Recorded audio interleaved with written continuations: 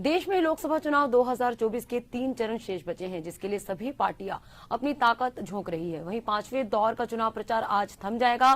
5वें चरण में रायबरेली में 20 मई को मतदान होना है। वहीं लोकसभा चुनाव को लेकर रायबरेली संसदीय क्षेत्र से बीजेपी प्रत्याशी दिनेश प्रताप सिंह से बात की हमारे संवाददाता ने। देखिए,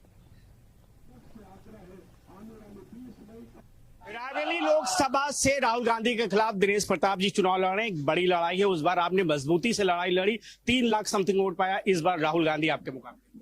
देखिए, रायबरेली की लड़ाई रायबरेली की जनता लड़ती है। दिनेश सिंह तो सामने होते हैं, लेकिन हमारे पीछे रायबरेली के जन जन का आशीर्वाद है। और अब की बार मुझे महसूस हो रहा है कि ये आशीर्वाद देने वालों की संख्या बहुत ज्यादा है।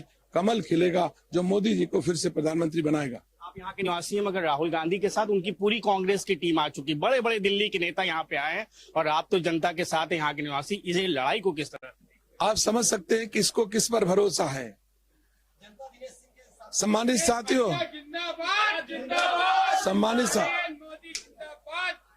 सम्मानित साथियों, राहुल गांधी जी को खड़गे पे भरोसा है, अशोक गहलोत पर भरोसा है, बघेल पर, भूपेश बघेल पर भरोसा है, डीके शिव कुमार पर भरोसा है, जीजा जी पर भरोसा है, और मुझे रायबरेली के बुजुर्गों के आशीर्वाद पर और मोदी जी की सेवाओं पर भरोसा है।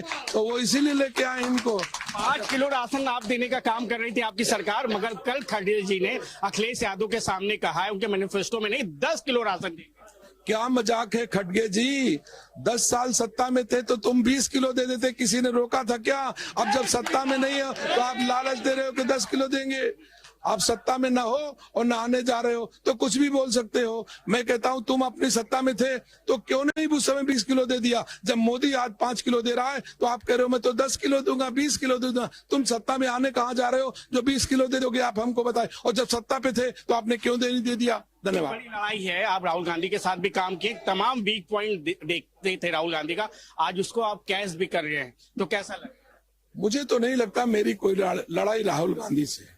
देखिए, लड़ाई एक समृद्ध राष्ट्र के निर्माण की है और हमारी रायबरेली के लोग एक समृद्ध राष्ट्र के निर्माण में अपनी भूमिका का निर्माण कर रहे हैं। इसलिए राहुल गांधी इस लड़ाई में कहीं स्टैंड नहीं करते हैं। 1 लाख अपील रायबरेली जनता के लिए। रायबरेली की जनता महसूस कर रही है कि मोदी जी के हाथों में देश सुरक्षित है, मोदी जी के हाथों में देशवासियों की गाड़ी कमाई का सुरक्षित है, इस गाड़ी कमाई का पैसा सुरक्षित है।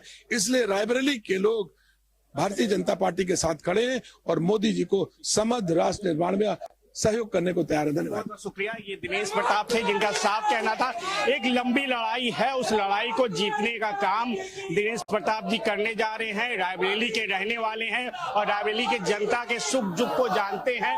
और राहुल गांधी बाहरी नेता है, गांधी परिवार रायबरेली का परिवार नहीं है, वो यहाँ के निवासी हैं और जनता इस बार इनको चुनाव जिताने जा रही है। ये तो समय बताएगा कि राहुल गांधी के सामने कितनी मजबूती लड़ाई लड़ते हैं दिनेश प्रताप सिंह। कैमरामैन जीतेन के साथ साहिद सिद्दीकी, एशियन न्यूज, लखनऊ।